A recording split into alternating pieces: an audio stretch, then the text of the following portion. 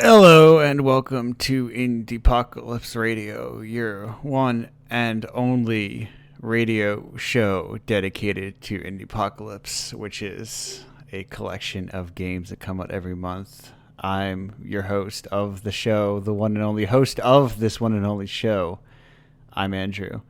I am here with no preamble today because usually I think them out at least a little bit in advance. Like I got to think of something to say, and this is not me thinking of something to say as my thing that I thought of having thought of to say. This is me having nothing to say and instead introducing our guest, which I hopefully has a lot to say. You may know this first guest from all the way back over a year ago. Yes, that's math works out. Some 14 months ago, with issue 3 of Indiepocalypse, with Conurbation, is Kai K. Hello, how you doing? Hello, good night. I'm quite tired, to be honest. How about you? Oh, I am spry and alive. There is a fly in my room. It is quiet now, but I am going to catch it one of these days. Hopefully it does not pick up because I don't think it'll pick up on the microphone, but I feel like I'll hear it and it'll drive me nuts. Yeah, at least I'm not hearing anything, so you're good for now. Yeah, I should be good. Welcome to the show. How you doing? Thanks, I'm fine. Perfect. Now I have to ask the most important question of this show, which is especially you having been started very early on. How did you hear about Indiepocalypse? To be honest, I don't really remember, but I think it was either through Twitter or itch.io. Okay. One of those two.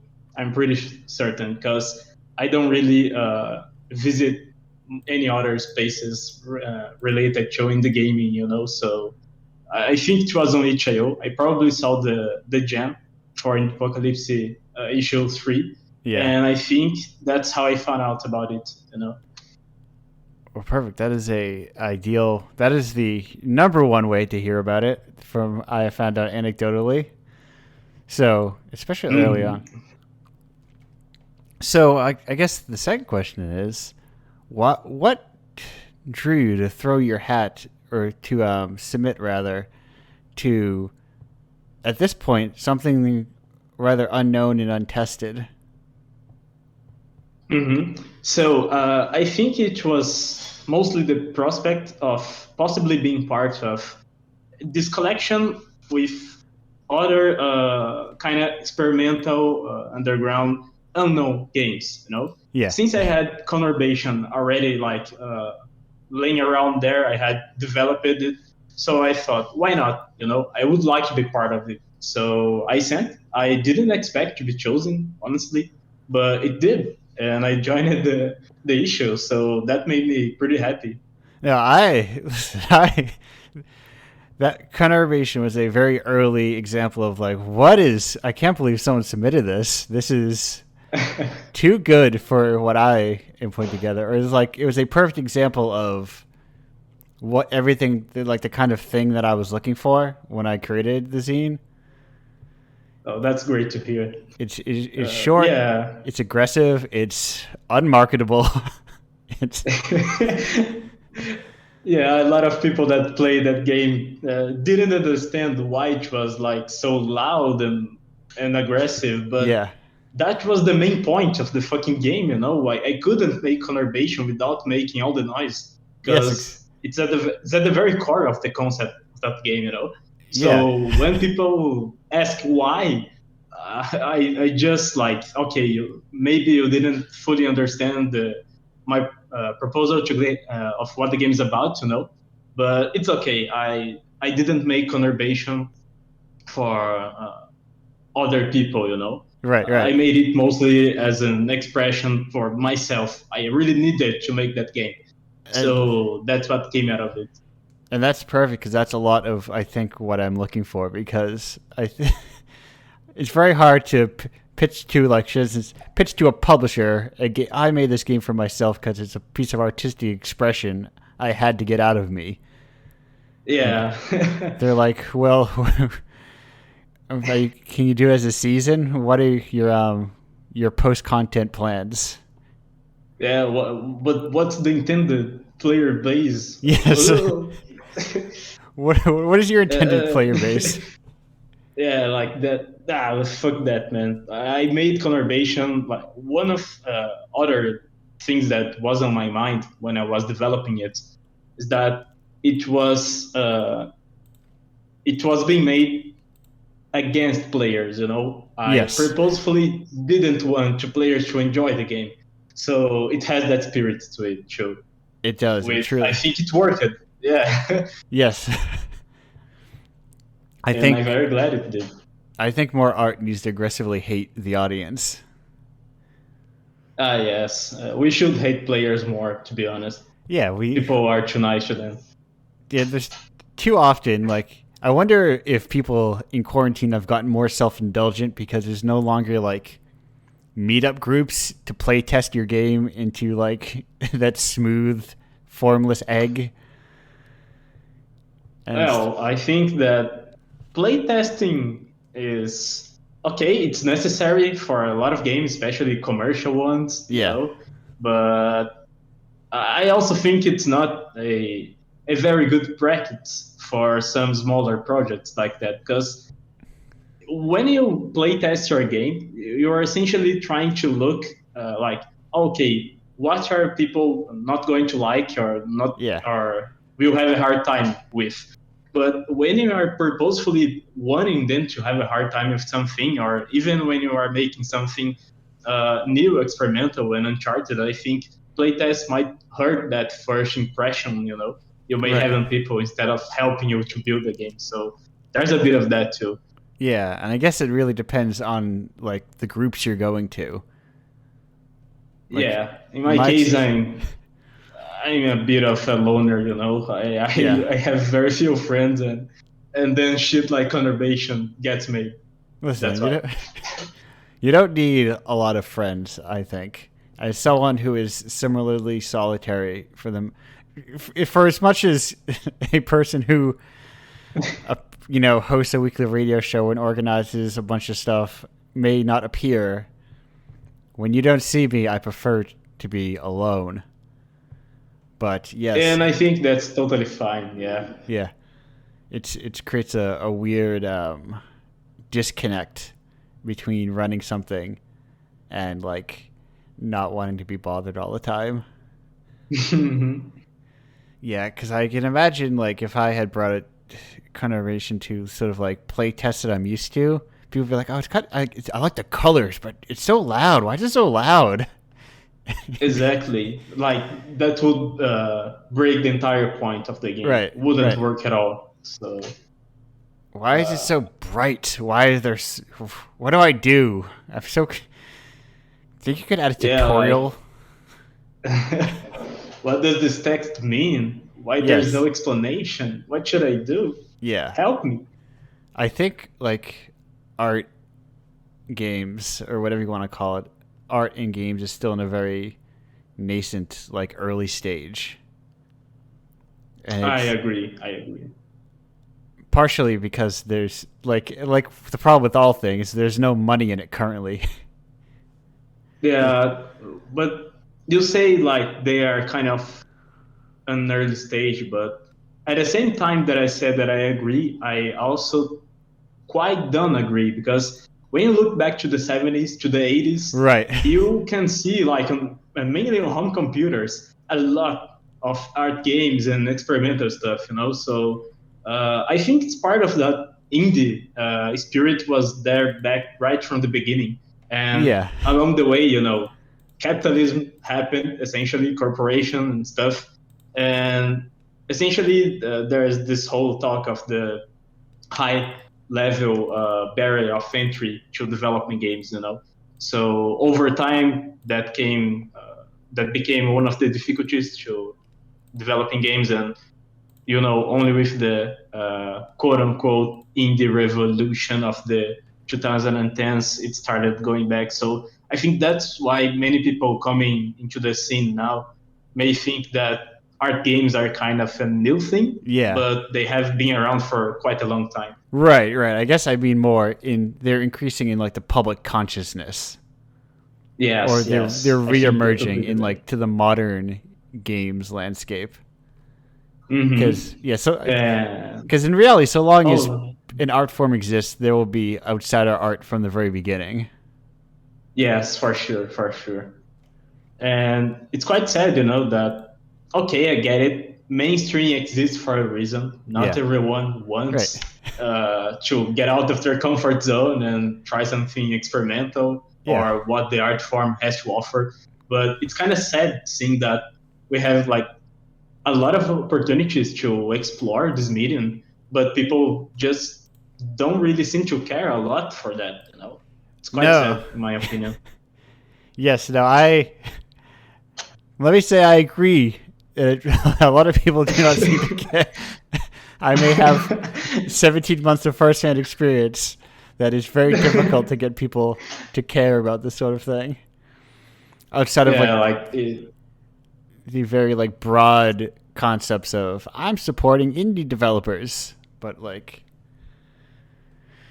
really, yeah. The funny thing is that when you are buying one of those indie darlings, you may actually say the same thing. So for end players, yeah, that probably doesn't make much of a difference. right, Like if I'm paying for a triple A indie game, or if I'm paying for something like Indiepocalypse, they will both in their vision think, okay, I'm supporting the indie games industry, but at this rate, it's something entirely different. yeah, Like games featured in the apocalypse are not equivalent to overall indie games, commercial indie games. So no, yeah, there's really this quite gap between one and another, which I think many players haven't really noticed yet. It's more latent for us developers, but yeah, for players, I think we need to make them understand that somehow. right, right. I've bandied around this. I think of it in terms of like games that are commercially indie, like technically you're not owned by EA or Activision or something, but Hmm. you're what you produce. It's not what I prefer to think of like something like or conurbation. You see, Conurbation. there was a very long time. There was somewhere in the very beginning, I think, because of like the urbanization of it all, like Hmm. the that extra N stuck in my brain, and like sometimes it creeps its way back in that little extra NA, and I can't get rid of it. Like like No, it's fine. It's fine. like an elderly citizen talking about Pokemon, despite how many Okay, times my man. grandchildren correct me.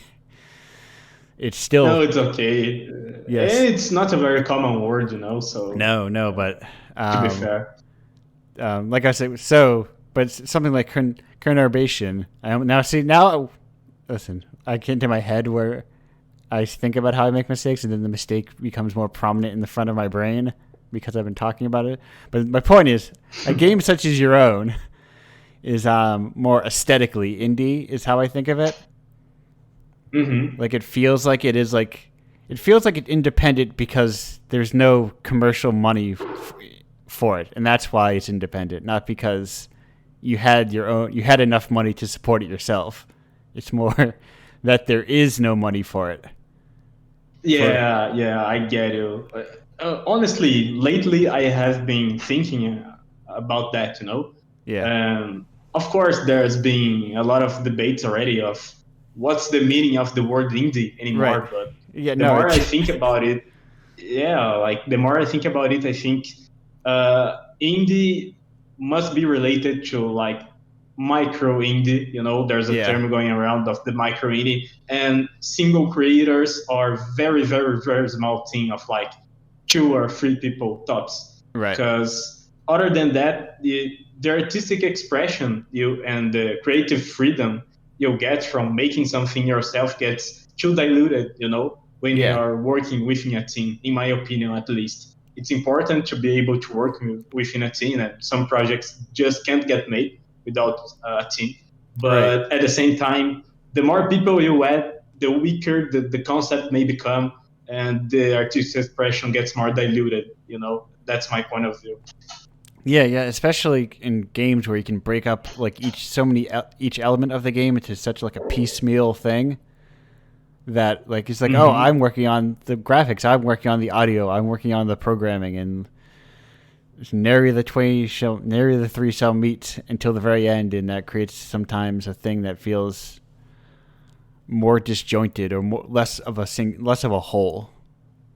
Yes, exactly.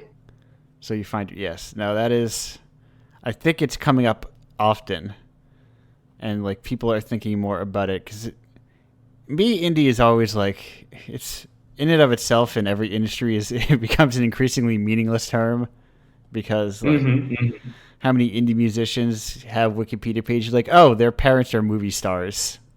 So yeah, that makes things a bit easier, right? Yes, sure, it's easy to play around in the indie space when you already have a bunch of money to fall back onto. So it's kind of like, yeah, like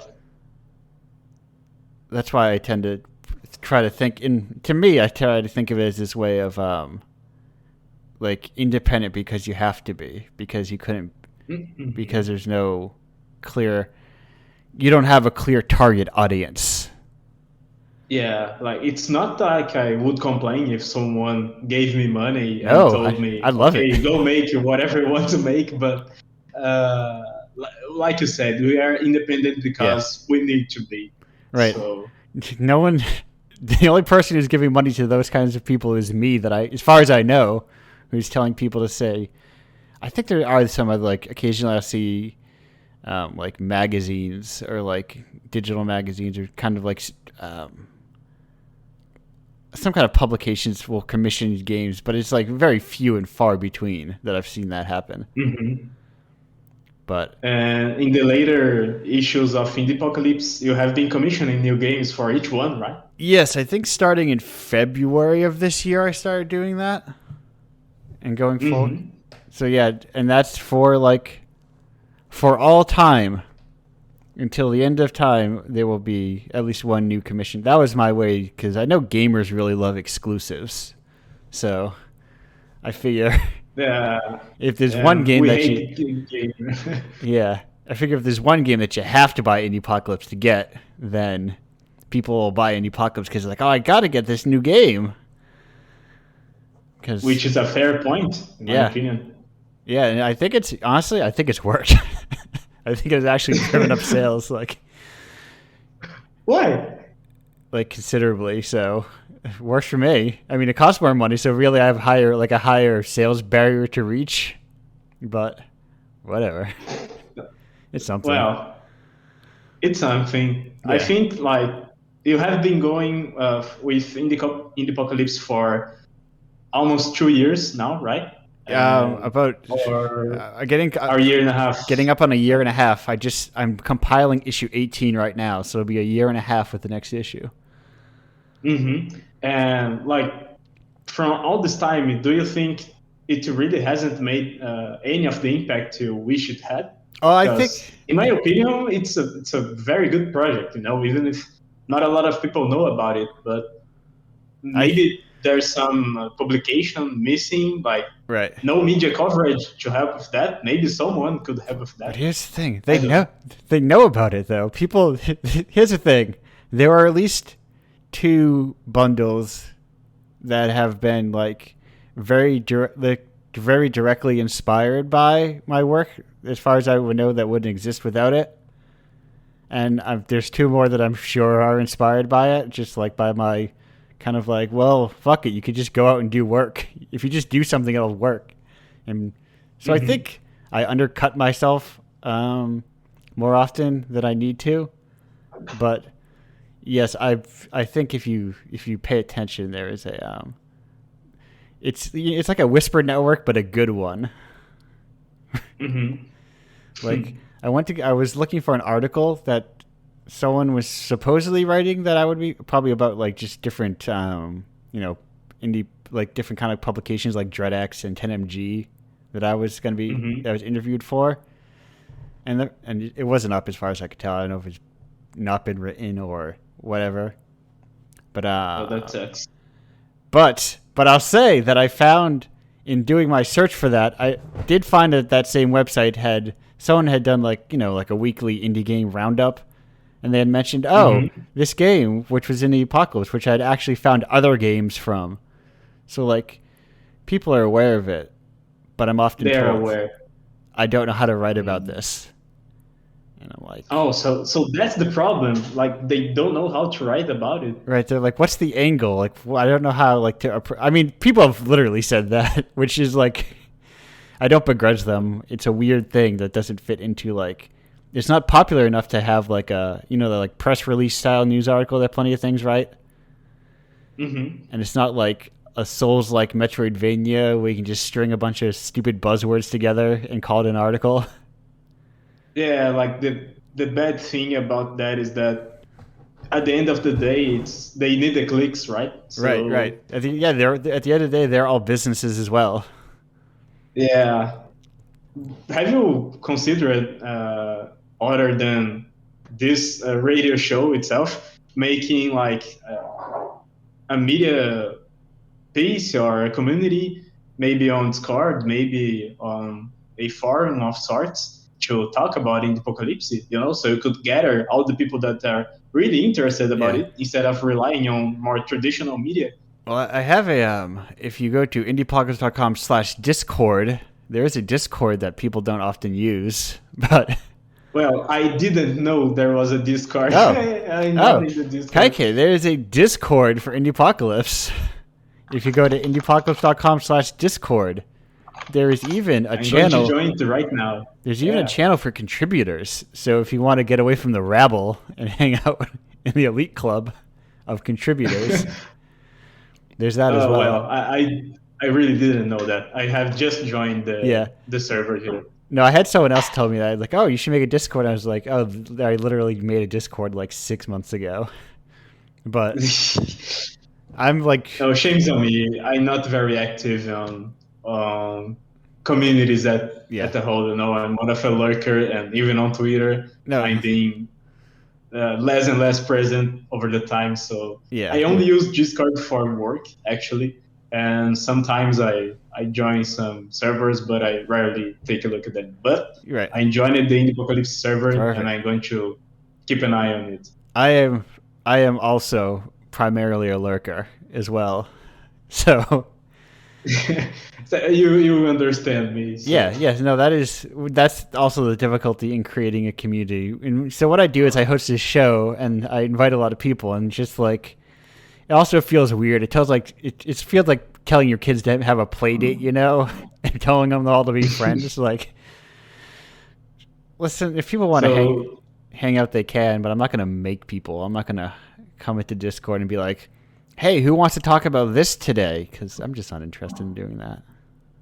Mm-hmm. Yeah, I think it's has to be something spontaneous, genuine. Yeah. Otherwise, you just like enter into the kind of business mindset all over again, and networking and all those terms, it's horrible. Yes.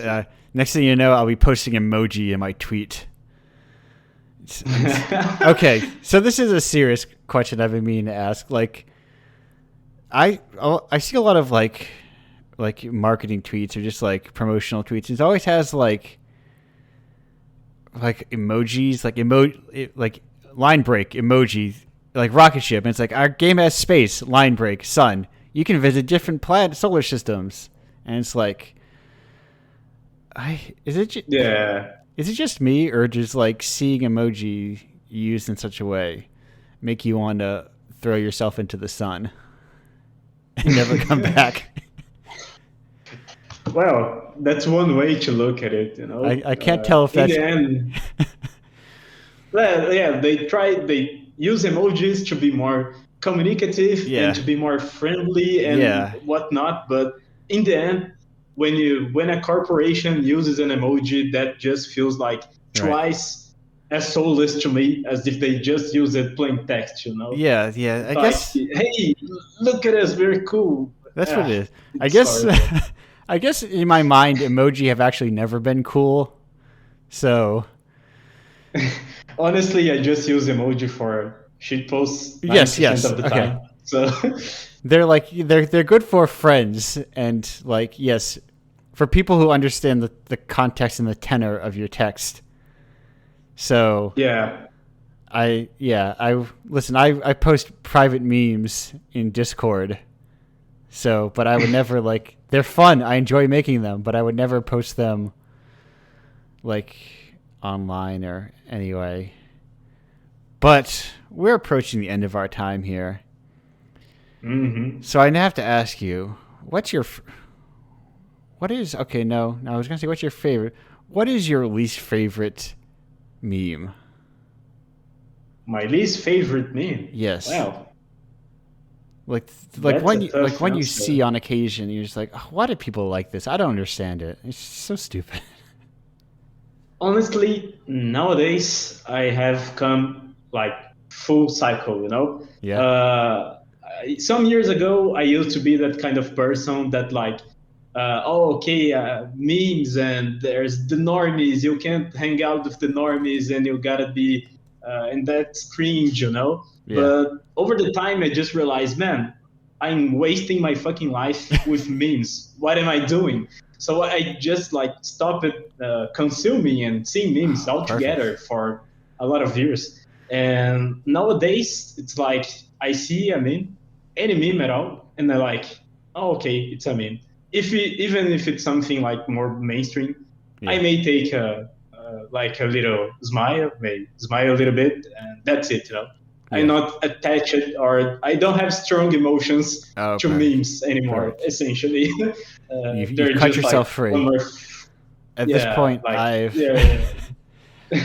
with friends, just I've been we have been fairly recently learning to speak in terms Hmm. of like that Star Trek episode where they describe things in stories, except we just instead of just simply making the memes that we need, we simply describe them and we fully understand what the other person is talking about. It's listen, memes are interesting. They're a new form of language. They're like memes. The term memetic and meme exists before what we commonly think of as internet memes. We're gonna. Yes, yes. It's interesting. We're gonna go on break before instead of talking, giving my dissertation on memes. No problem. I'll be back in like 2 minutes and 40 seconds. Goodbye, everybody.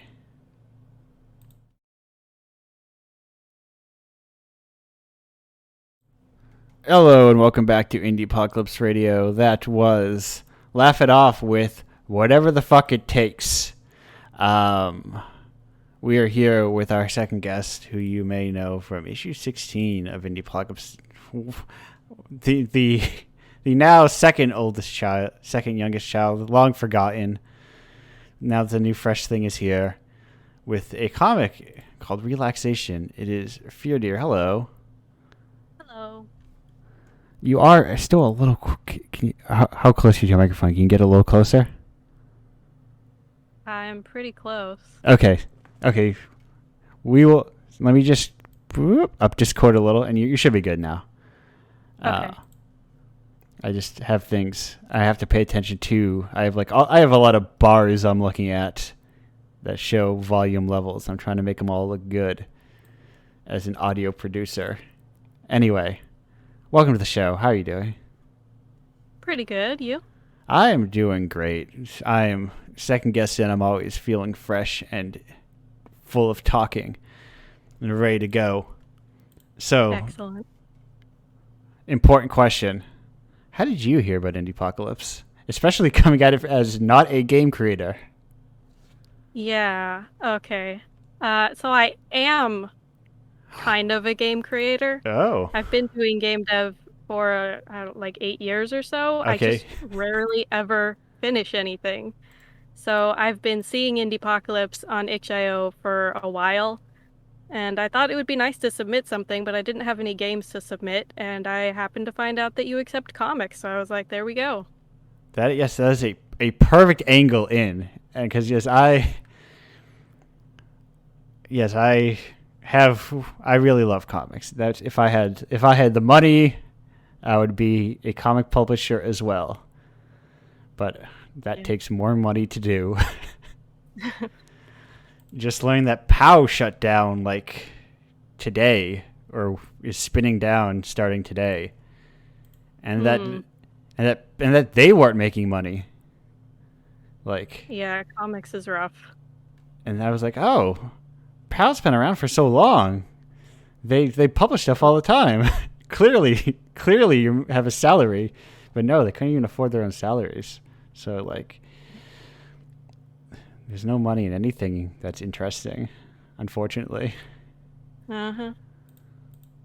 Speaking of money, so you, because I remember looking at your page, I don't see. So did have you not posted like anything? It's all been like very all behind the scenes game development work. I have one game up on itch.io from like a Bitsy jam or something. Oh, okay. And, yeah, there's a couple others that I've posted around the internet, but kind of obscure, lost in time sort of things. Yes. I made the mistake of I did not click on your link tree. I just went straight to your website. If I had clicked there, I would have seen that you had a Bitsy game.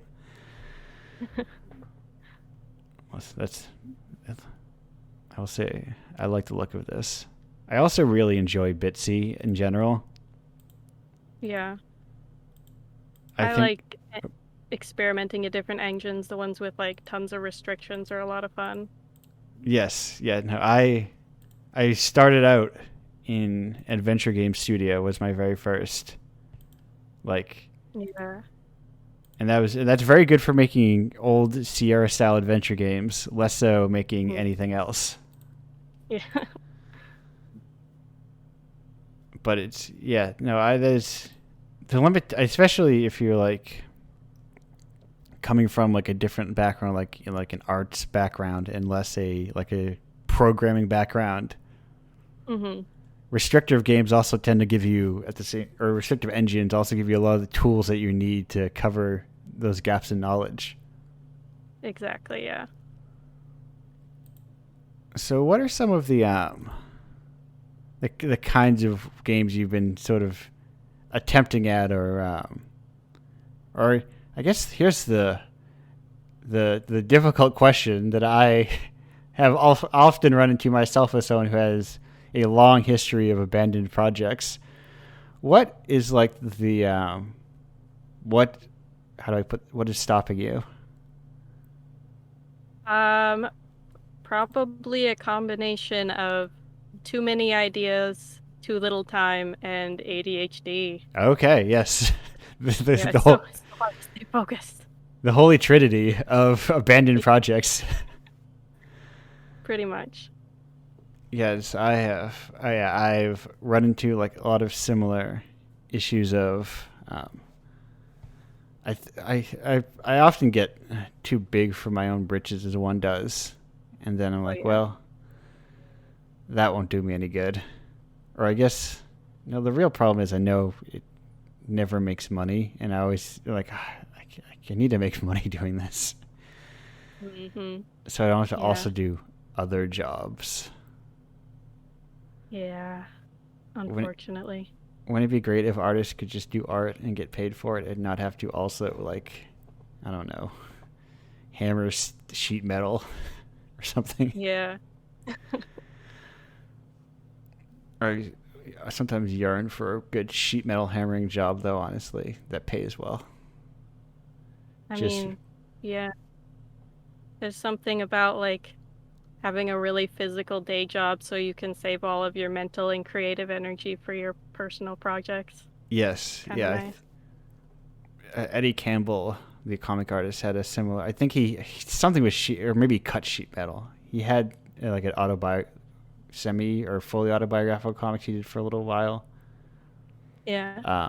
And he talked about that kind of like how he like that menial job required no mental energy, so it was very easy to do it, and also it paid him money and let him live. Yeah, exactly. That would be great. And not like, because when you basically, for the most part, being an artist is committing yourself to working like 2 full-time jobs. So yeah, pretty much. doing one that doesn't burn you out. So if they are both burning you out constantly, you're not going to get anything done. Exactly.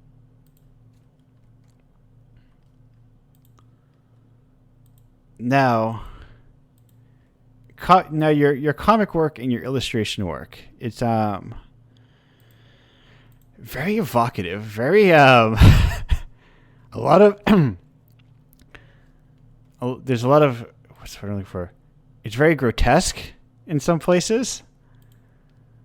There's a lot We'll of take that as a compliment. yes, no, and then you turned into a very cute comic. Yeah. Yeah. I mean, like I said, lots of ideas, and I was just like, which one of these am I going to settle on? Do I go full weird or just draw the cats? Yes. And I was like, I'm going to draw the cats this time. Why not? And I liked it. No, it was still very good stuff. And I was, but there was a secret part of me that was like, I want him to do like real. I want to see like this very, very visually abrasive but beautiful work. But so because how do I kind of like with conurbation beforehand, I love art that is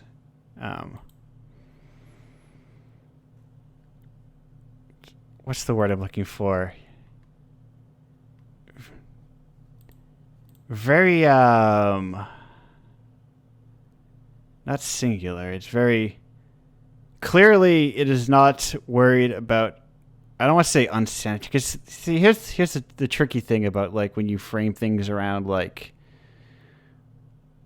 wholesomeness and that sort of thing. Mm-hmm. And like sanitariness is like it kind of implies that works that fall outside of that are I don't know not sanitary or like unsavory. Right, exactly. It's for the real sickos. But you know what? I'm a true sicko, so I love stuff for all the sickos. So I think there's like a space to encourage that, a space to like try and figure that out. So yeah, I've definitely for the last couple of years had more of a focus on like forgetting about restrictions and just getting as weird as I feel like getting with my art. And overall it feels better to just like not care so much about like how it's going to turn out and just focus on was this fun to do? Right. Did it get the emotions across and all that? Yeah, I feel like there was like a vibrancy in art that people clearly enjoyed making. Yeah. That definitely shines through. Yeah, so I've been less focused on like I know I need to improve at this, so let's do some studies, and more on like I enjoy doing this, so let's just do more of that. You I don't know, I've just been leading like that, yeah. You haven't been sculpting your YA graphic novel pitches? No. Listen, I think there's a I feel like YA hasn't touched on body horror enough yet, No, they really haven't. And truly, being a young adult is nothing if not like 5 to 6 years of true body horror. Body horror. Yeah. So, I think there's a world after quarantine where we're all been in ourselves too long that we're all we've lost our limitations and we just want to get weird. Oh, real gross in the way. And I appreciate it. I appreciate the people who are out there doing the pioneering gross stuff. Yeah, I've definitely seen a lot more people like getting self-indulgent with the stuff they create, and I love it. Yeah, that's. Yes, I'm on your Twitter. I'm looking at your mermaid, which is, let's say, slightly more. Let's say not what I'm used to. It's a little less pastel than typical mermaid. Yeah. more less Little Mermaid, more The Lure, I would say. Yeah. Have you ever seen The Lure? No, but I'm interested if it has that vibe. It does. It's one of my, I think it's one of my favorite movies. I think Oh. it's about, I think it's like, technically a loose adaptation of whatever that story was, that mermaid story. Is it just called The Little Mermaid? That is it Hans Christian Andersen or is it some other guy? Yeah, it's him. Okay. I think that's just what it's called. Yeah. It's a loose interpretation, but with like more embraces like the aggressive teen awkwardness of people finding mermaids. And it's a lot hornier and angrier and violent to some extent. I don't know. It's hard to describe. I never know how to describe what I take away from things. Yeah, I'm the same way. I'm just like, it was good. Yes, exactly. It was. I enjoyed it. They got legs, and then they were like, "Let's check out this human world and see what it's like." Anyway, That sounds good. I think there's a lot of different like ways people can take that story, but they usually just go like saccharine romance. Right. I kind of veer away from that. Yeah, I don't know. I guess I enjoy the work that it's. I think the sort of like the increasing homogenation of all our culture, and that there's no. It's disingenuous to say that adult art or fiction or whatever is disappearing, because it isn't. It's just that people don't talk about it when they are being online, Mm-hmm. So it can feel like it disappears. In terms of like, and then like in the place of whatever toy commercial is popular at the time. Mm. But I have so many windows. I'm losing my windows all over the place. But I don't know. I think there's a space for just to put away or to watch kids' cartoons occasionally, but then also to, I don't know, think about things that speak to me as an adult. Yeah, I'm exactly the same way. I'm big into cartoons, and then like weird horror movies are my top two genres. So. Perfect. I looked at all of a friend and I went through kind of like, what was it?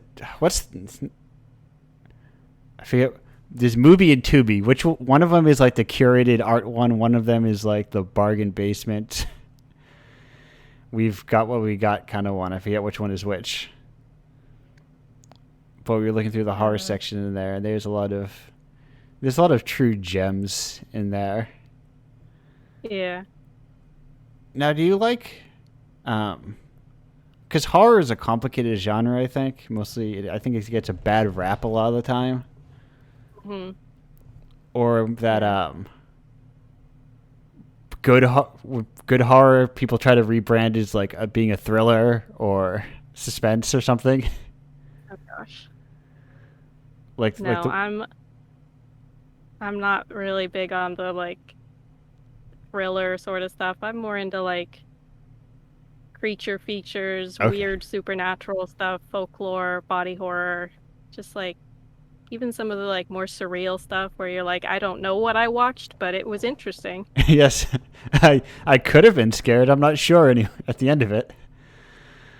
Yeah. What's your opinion on real schlocky stuff, Like, like 3 sequels deep into a movie that was okay at the beginning, where even the first one was fine. Okay. I mean, I recently watched like all of the Tremors films. Okay. And they were never good at any point. So like I can sit through a bad movie and find something to enjoy in it most of the time. Yeah, I haven't gone, simply through lack of time. I have not gone so far, but I remember I watched with a friend who I watch horror movies with. We watched the first Children of the Corn, and I found there's like 9 of them. Oh my God. And I certainly read all the Wikipedia articles. I can't imagine watching them all. But so, important question about Tremors. How often do they set up a sequel in the Tremors movies? I don't really think there's much setup. Oh, okay. I think you just learn at some point to expect that there will be another one. Okay. There will always be another one. Are they still making them? Are there still Tremors movies? I don't know when the last one came out. I want to say like 2018 or something. I don't know. I feel like there was one that was fairly recent. That's a lot sooner than I was expecting. Yeah. Yeah, because I've definitely seen in some movies where it's like, I've read through the Wikipedia articles, and it's like the last scene sets up some sequel, and then the next sequel does not touch on that subject at all. It seems like a very commonplace in horror movies. Likely because they change hands and nobody had watched the previous movie. They're like, kids in a field, creepy kids in a field. I gotcha. Yeah, as long as the concept's similar. Right. There's worms. They're underground. Except when they aren't underground. I hear sometimes they go in the sky. Yeah.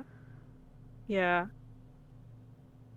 And I feel like they have a really ridiculous name for them when they like can fly. I want to say they call them butt blasters. Okay, so I might be wrong, but it's definitely something as ridiculous as that. So you're saying Tremors does not respect their own lore, and they may not be taking it serious. Oh, I'm sure they're taking it 100% seriously at all times. Sorry, Mr. I apologize to all the Mr. and Mrs. Tremors out there who are producing those fine films. I wish them the best of luck in all their future endeavors. I mean, if another one comes out, I'm probably going to watch it, to be honest. Lined up first thing you do, like, it's the reason we have vaccines, so we can go to the theaters to see new Tremors movies. It'll be the one and only person in line, possibly the one and only person to buy a ticket at all. I've went to a lot of midday movies during the heyday of Movie Pass, and I was the only one in the theater, and I loved it. Yeah, I'm not a fan of a crowded theater, so I like the experience of a theater, but without all the people. Yeah. So the secret is to go see, like, Death of Stalin at, like, noon on a Tuesday, and there's nobody there. But RIP Movie Pass, I got a postcard that there was a class action suit against them, and it was a lot of work, so I threw it away. I'll survive without my $5 or whatever. Yeah, I've never bothered with any of those. I've gotten a few things in the mail. I'm like, I don't remember ever using this service or company. Right. Because I ask you to, like, fill out, like, when did you sign up for it? When did you, like, I don't remember. Yeah. I don't have time for that. But speaking of time, we unfortunately do not have time for our segment anymore. In that Fear Dear, we have reached the end of it. Oh no. I know. It flies by so quickly, especially because now they're 20 minutes long instead of 30 minutes long. But that's because these shows were like 3 hours long. And it was it was a blessing that people would stay around for that long. But I feel like as at least the U.S. becomes increasingly vaccinated and things become to open back up, that people are going to have less time on a Saturday night, every single Saturday night. Can't imagine what they'd rather be doing. Yes. So as we go out, Theodore, I have to ask you, what would you rather be doing on a Saturday night? To be honest, I'd probably just go, like, watch a Tremors movie or something. Oh, perfect. That, I will see you all on the other side of roughly 3 minutes and 16 seconds with our final guest. In the meantime, goodbye, and thank you for being here.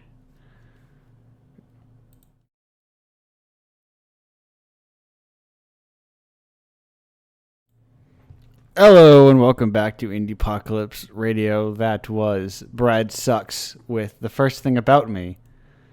Now we are here with the third guest, final guest, Taylor McHugh, who you may know from Indiepocalypse. I did not write it down in the thing. I think it's 7 or I think it's 8 with some games. But do I pass in saving yourself from me? Saving yourself? I did I get them both? It's cool. It's whatever. Or wait. No, yes, saving you from yourself. Saving you from yourself. And do I pass? I knew I got that one right. But you may know, Taylor, more recently, for instance, from your work with the Queer Games Bundle. Yes. Which is why you're here. You and why some people couldn't be here, unfortunately, made promises that they could not keep. But no need to unnecessarily drag Nielsen through this. Was now the Queer Games Bundle 2021. How did that come about? How far do you want for me to go back? And also, I won't be covering Nielsen's perspective on why he's in it. No, I know he's. Sometimes you make plans like yes, and you're like, oh wait a minute, I already made plans. No, I've been like his legendary backstory. Oh, he's been on the show a couple times. We know a little bit about his canon or whatever. His Indiepocalypsepedia page is partially filled out as it is. No, Taylor, I'm here for your involvement. Okay, I'm going to go back in time way far, and I'd say it started with the Black Lives Matter bundle, and I was like, whoa, that made a lot of money. It did make quite a lot of money. I was like, I didn't intend to be in indie games, but I accidentally stumbled into indie games because my life got completely derailed. Yeah. And I was like, oh shit, I'm here. You were like, hey, I actually think your work has value. And yes. You were the first person to like actually give me money for my art, which is something I will never forget for the rest of my life. Sorry. No, I've heard that a lot. And the worst part is when people say it's the most money that they've ever gotten from games. And I'm like, I don't give very much money. So that is the sorry state of games. But no, yes, I love to give out my $20. Yes. So then I watched your techniques and saw how that was working. And then Nate Critical, who I don't know if you're aware of, had a bundle. Before.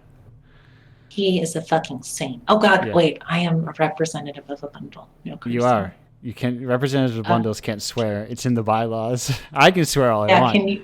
I'm the goddamn host of this show. No, I can't edit that out. We don't edit on this show. No, you're fine. Oh God. Okay. After that, he did a bundle. Yeah. And it literally changed my financial life. Right. And I was like, oh my God, like this literally dramatically improved my like life conditions and lifted me out of like dire poverty. Yeah. And so at that point, between watching both of you, I started thinking about economics. And I don't know if you've heard of Thomas Piketty, who I'm probably mispronouncing his name. I don't know if it's good or if it's bad. That doesn't sound familiar to me as somebody with a Bachelor of the Arts in Economics. It's fine. I don't have like any real academic stuff. Yeah. So no, go. Like, anyways, he had a basic idea, which is there's two types of income. There's generative income and redistributed income. Okay, yes. And generative is you make shit. Like you make a table and then a cafe buys your table, serves coffee in it, and then you use the money that you got from selling your table to buy your coffee. Yeah. And money goes around like that. And then there is fairy money, which is people go, I have a stock, I sell it for $1 million, and it just keeps inflating. Yes. And it's not actually based in reality. So I started thinking about money is like a river that determines who survives and who doesn't. So how do we start that pooling and stop being trapped in the like, we're generating income and just doing that, because most money comes from fairy money. Yeah. And so I was like, how do we redirect this pool so that people can survive, so that we don't die? And I was like, I have no chance of being anything more than a mediocre developer. But right now we have huge winners and then small losers. And so I was like, how do we change the rules? And I realized that a huge group couldn't be ignored. Yes. Like they just can't. No. And if we could pool that money, we could change lives. Yeah.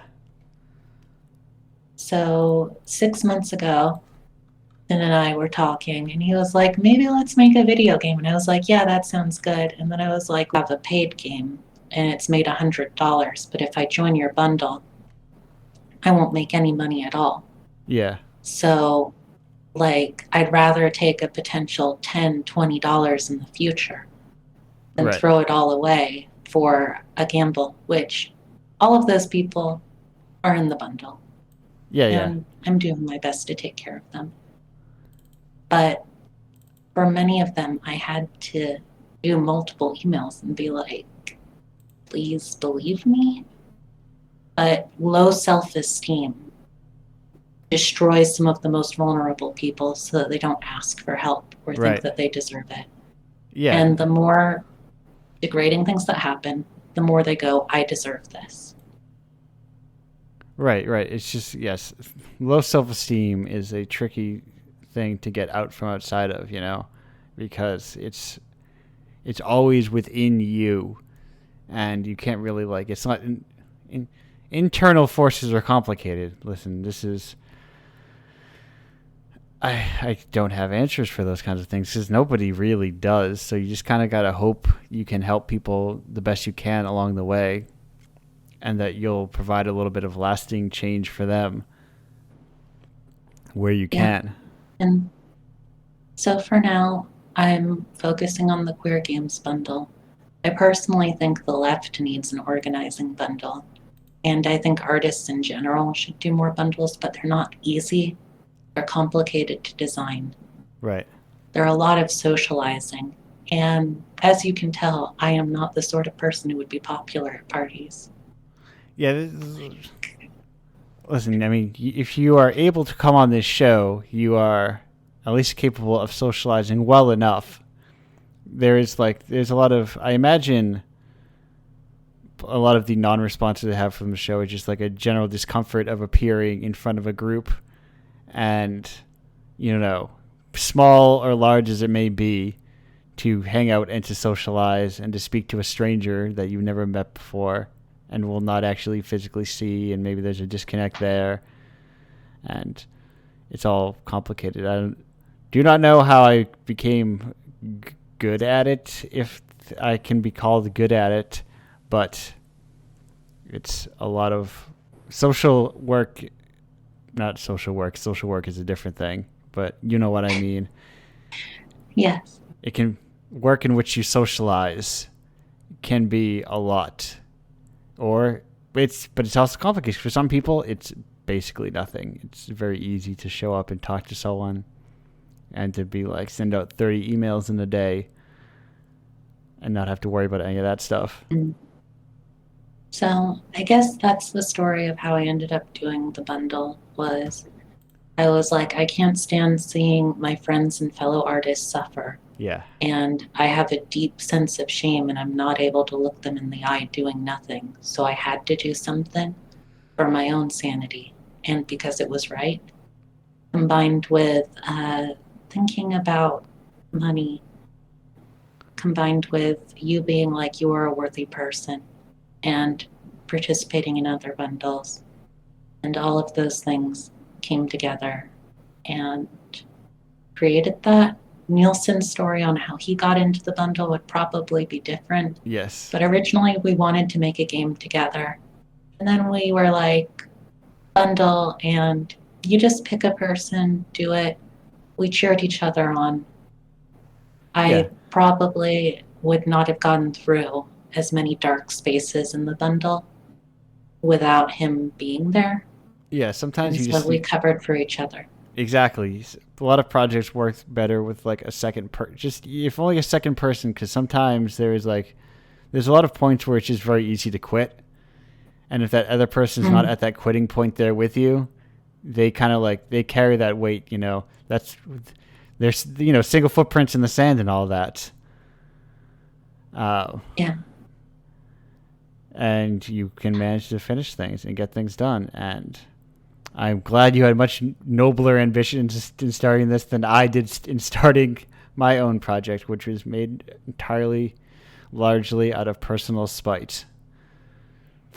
I mean, I had a lot of hatred for poverty, and yes. I still do. My heart burns with hatred for the horrible abuses that I have witnessed that nobody else helped. Yeah. And so I vowed to be there to help every single time.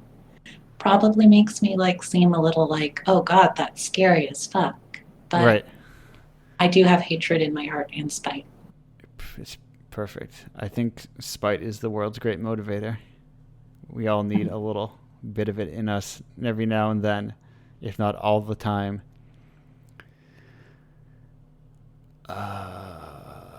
Yeah. Where was I? This is a real sorry, you were talking for so long. I just let you go, and then I was like, well, I gotta talk too. Oh shit. So this here, or actually, are we? No, we're not. Okay. I've had to check my time. Speaking, we lost a little there, somewhere in the middle. I don't know. I did the math. There's my problem. Sorry. At some point, folks, we lost a good 10, 15 minutes of segment because I did math on my computer, and I need to switch my recording button away from my number pad so that I don't accidentally keep hitting it. Oh well. Such is life. I believe we still got most of the things. So most of it across, and most of the spirit of the message across, which is you should help people. Poverty is bad. It's a lot of work. Queer Games Bundle is good stuff, and people should believe in themselves to the best of and their... And also...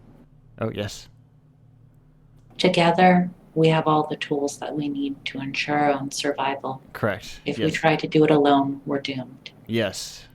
A tiny little voice in the middle of nowhere does not make any important sounds, I suppose. If a tree falls in the forest, does nobody hear it? Or, what if the whole forest falls down? Somebody's gonna notice, even if nobody's in the forest. It's easier to ignore people who are alone suffering. Exactly. It's very easy to ignore people in general. So, but yes, putting people together helps create a larger sense of community, and it creates a sense of a fullness of an audience, or it just visualize. People can better visualize movements when there's a large mass of people. So, if I may, you may. Most of you are gamers. Oh. But I am going to make 2 recommendations to all of you. Consider reading if you want to help organize the indie games community and help economically change conditions. Look at the book Organizing for Social Change, Midwest Academy Manual for Activists. And then the second book that I would recommend if you want to try doing what I am doing is looking at the book, The All New Don't Think of an Elephant, which is about framing and how to build that.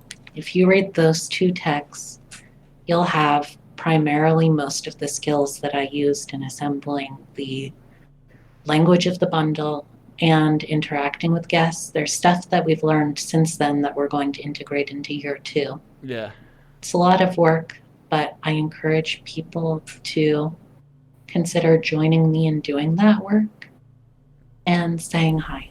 Yeah, the work does not get done if nobody does it, as stupidly obvious as that sounds. But these projects do not appear out of thin air. You do not just put up a page and then the next day the bundle was set up, you know?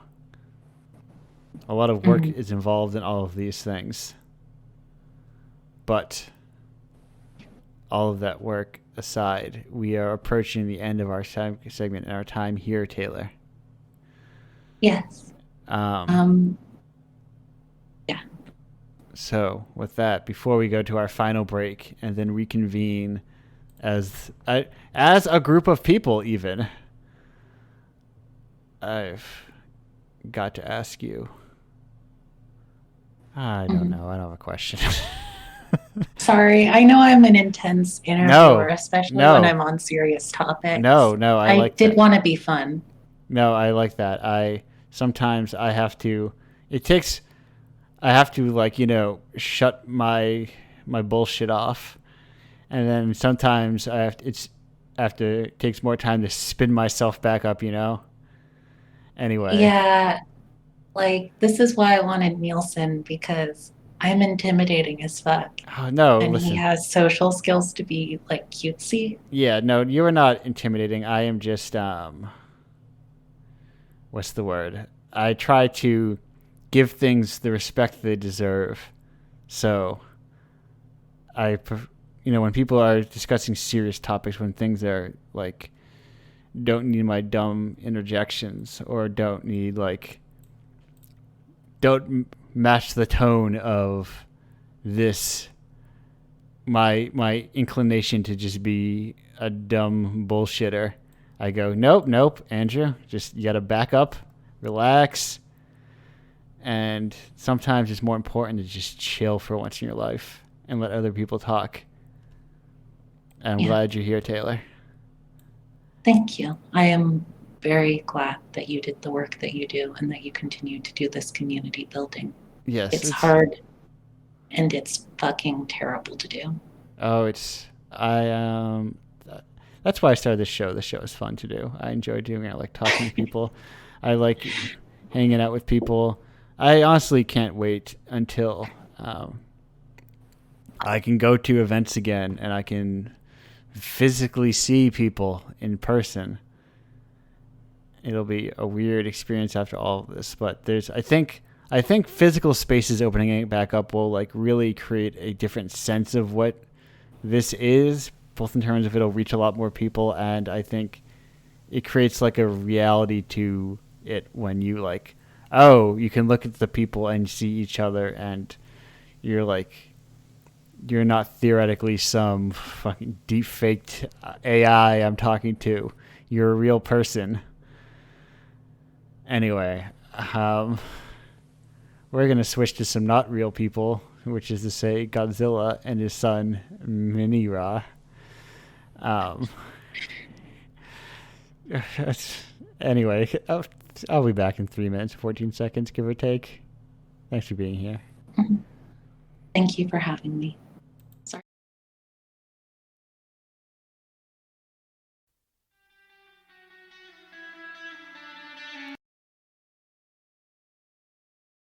Hello, and welcome back to Indiepocalypse Radio. That was the Corin Tucker Band with Riley, and that was the Corin Tucker Band as in named the Corin Tucker Band, not the band that she was in. Oh, no, she's still in Sleater Kinney. But anyway, it was the drummer who left. Anyhow, we're here with everybody for this last final segment of Indiepocalypse Radio, which I'm hoping to really beef up one of these days with. I've been saying for probably 4 or 5 months by now, beefing this thing up with games and segments, but I feel like I've never quite got that rhythm yet with everyone, It's still like there's a still natural discomfort of being thrown into a room with a bunch of strangers when you may already be a semi-antisocial artist, as is. We cannot all be podcast people and radio folk. But anyway, I'm here with everyone. Hello, everyone. Hello. Hello. Oh, hi again. As you were going to break, I was talking a little about Godzilla, or as he's more formally known as Gojira, and his son, Minilla, which is Okay, so I thought that name was really stupid, because it is very stupid, until I had a realization that I'm like, oh, Gojira, Minira. He's like a mini Godzilla. But that doesn't play when you call him Minila or whatever, because the pun doesn't translate as well into English when you just one for one move it over. Anyway, still stupid. I hate his dumb little rings he spits out. But I enjoy the weird professional wrestling vibes of later Godzilla movies. That if there were a metaphor in these movies, they've long vanished in favor of the monsters fighting each other. But anyway, so important question, everyone. Which is to say, did you have any other questions for any of the other guests during these segments that you're like, I got to ask, but I don't want to interrupt? Or comments, or just general statements? I think nothing on my side. Perfect. That's perfectly fine. I had a lot I wanted to ask, but I completely forgot. Oh, beautiful.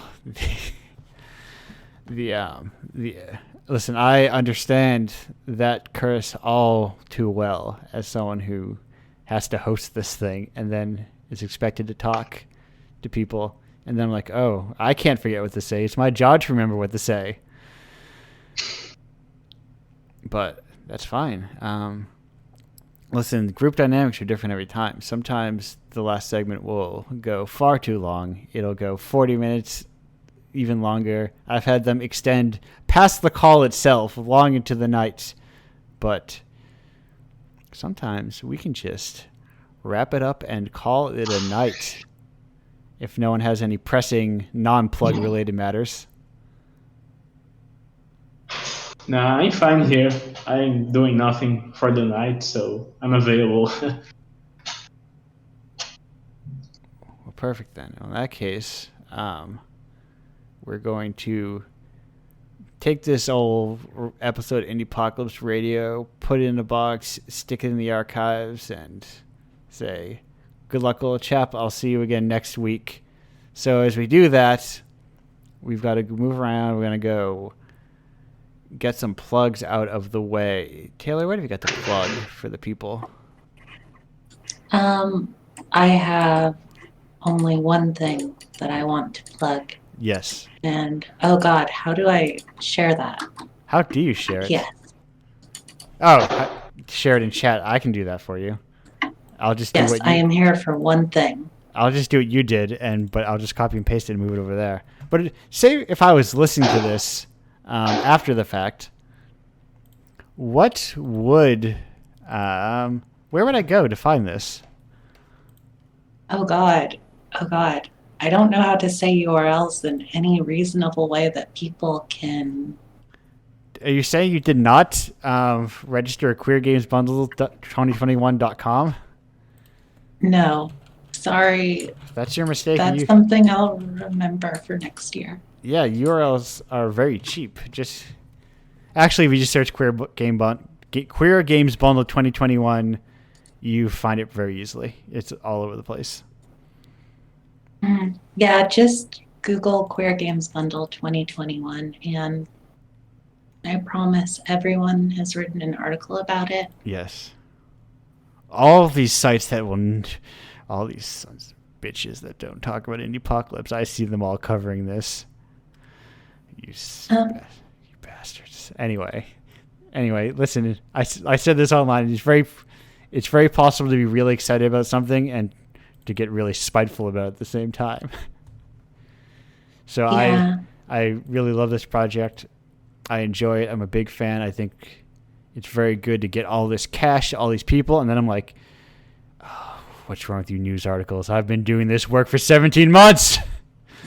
If you ever want to talk to me about how to get them to cover better, feel free. Oh, no, I know the answer. It's to put 195 people in the same issue of Indiepocalypse. And framing. Yeah, it's about, like, I understand why people don't cover it, but it doesn't make me less upset. That's perfectly fine, though. Anyway, sorry, I'm derailing this, but no, you should, if you're not seeing these links here in the chat, you should go ahead to that URL that we mentioned, not URL, you use Google, use Yahoo, use Bing, use DuckDuckGo. I'm sure they'll all get you where you need to go with that Queer Games Bundle 2021. Anyway, Fear Deer, what have you got to plug? Coming in hot. I will plug a game that I'm been helping a friend out with called The Inverted Spire. You can find it on itch.io. The Inverted Fire. Perfect. Inverted Spire. Why don't I just do... Damn it, that's... Your SEO isn't as good. I have to go to itch itself, I think. I'm realizing now that whenever we do these plugs, I probably should just put them in the chat. It makes more sense. Oh, Spire. Okay, yes. You probably do have good SEO. I just misheard you. Have you ever considered making a game called The Inverted Fire? And what would that mean? Water. Like a cold Oh, fire? shit. You really blew that one wide open.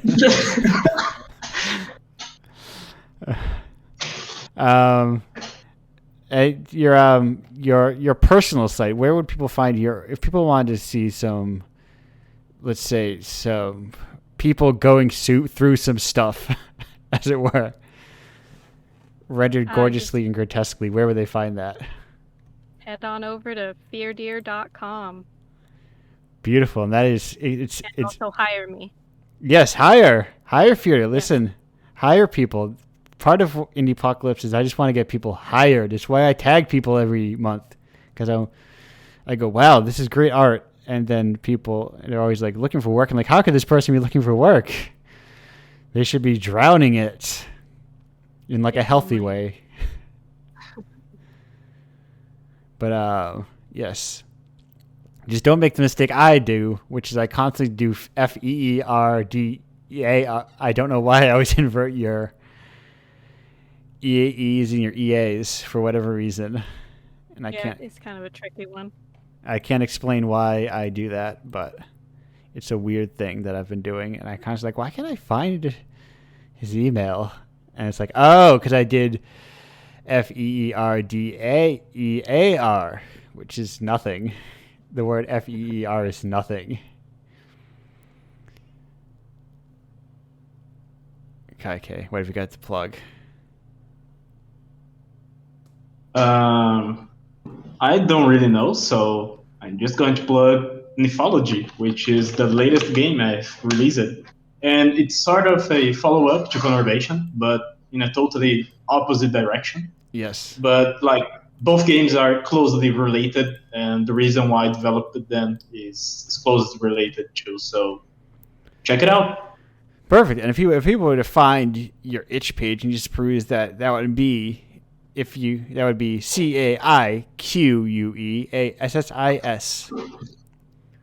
As Yeah. someone who has a confusing last name, I am very familiar just knowing ahead of time if I say this out loud, people are not going to spell this right. So I'm just going to jump straight to the spelling. No problem. I've had I could rename my pages to something easier, but at the same time, I don't want to erase my name, Right, So, it's your name.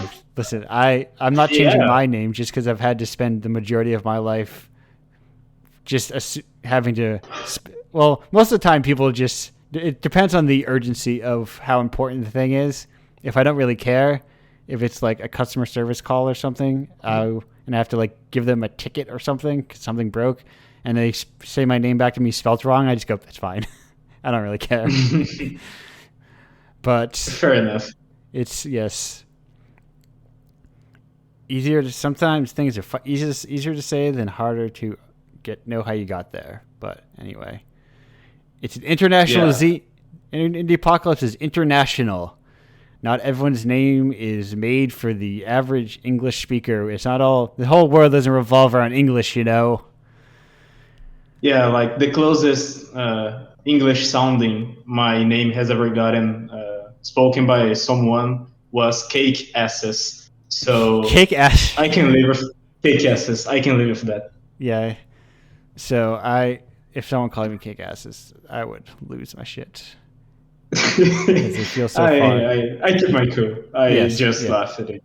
Yeah, I've gotten a lot of weird stuff, but that's neither here nor there. My goal is to be a mono-named Bono style, except Andrew is a less common name or a more common name, so it's far more difficult. I'm also not a rock star. So, but let's just try it, everyone. Anyway. You're right. Yes, me. What have I got to plug? Silly me. I've got Indiepocalypse Radio. No. Yeah, you're listening to that right now. No, Indiepocalypse.com. It's where you buy the zine. Issue 17 just came out, but yesterday. It's good. This month's newly commissioned game is from Celestia. I've never said that out loud. I'm assuming that's how you pronounce it. It's cool. It's called Our Jubilee. It is what is the log line? It's about communist world. I never listen. There's so much information flowing through my brain with this thing. I don't remember them all. The year is 2072. The Earth is communist. Spend a moment exploring this slice of utopian future. And there are also 9 other games in there that are very good, but I did not pay extra money for those, and I'm not going to visit the page.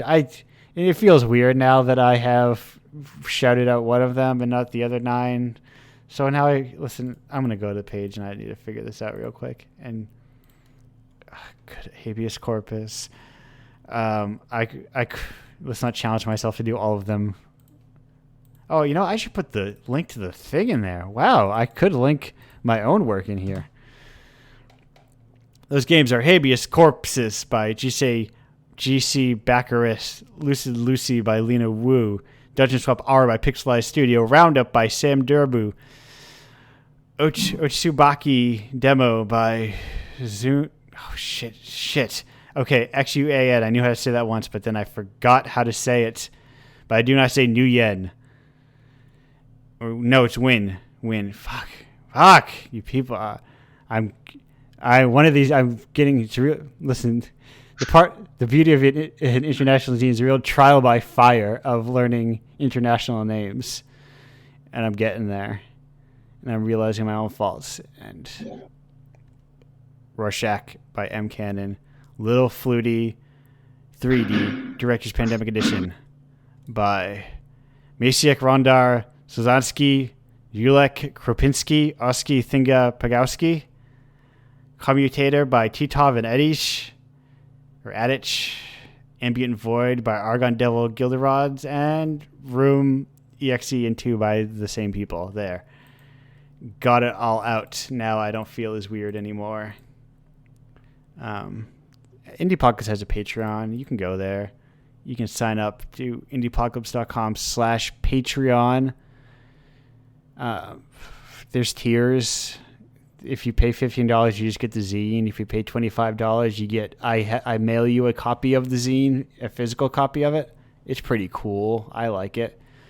At $5, you can get this show on a Monday, as opposed to like a month from now when it goes into the free zone.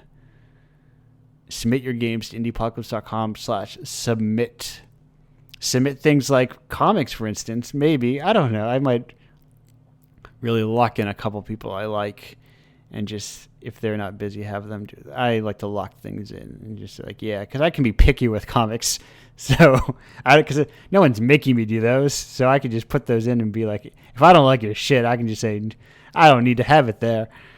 But that's why I cut a lot of stuff sometimes. If like there was more stuff, it's like, oh well, I can be pickier and I can just not have it, and I make this all up myself. I set my own rules.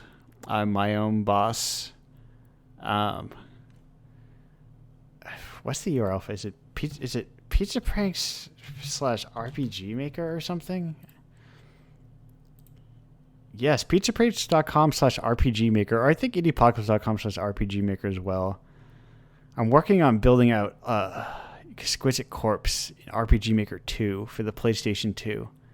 And I was at the thrift store the other day, and I saw they had some PS2s, and I'm seriously considering like just going and buying a PS2. And then just like, so I have the game, the thing, and then, so I no longer do people have to worry about having PS2s. So we will just mail the full console with game and memory card around. That'll help prevent region locking as well, because region locking, you can just plug in your US PS2 if you live in Europe or abroad, and anyone can make it. I should do that, but I'm not going that way again until later. Anyway, is the Super Mario Exquisite Corpse still going on? That's a secret project, sort of. Mostly because Nintendo's weird, so I don't want to like get it started, and like if it gets Steam, it gets coverage, and people will be like, Nintendo's like, no, thank you. I'd rather have it like exist. I'd never know how they feel about ROM hacks, you know. So. Well, so sorry about that. No. If you are familiar with Lunar Magic and you want to crank out a Super Mario World level, just let me know. I'll slide you a Google sheet. I may make that public as well, but yeah, like I got the email. I just wanted to know if I could still join, because that was like a month ago. Listen, I don't know if that project will ever get finished. That is real pie in the sky, as it were.